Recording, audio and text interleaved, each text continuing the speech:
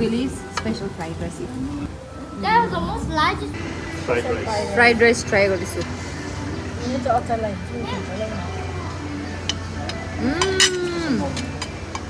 मिठो रहेछ यो पनि.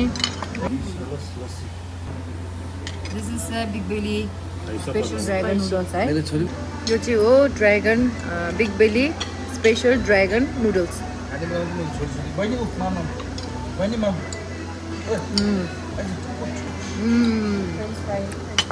अघि खाइहालेको छ नि. लास्ट आइटम है हाम्रो. यो बेसी भयो यो चाहिँ कि अरू बाहिरको पनि मलाई मन पऱ्यो है.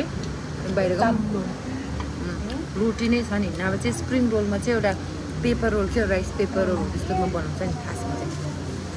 यो चाहिँ अप्रुभ गरिने मैले. तर मैले त खाँदैछु न म.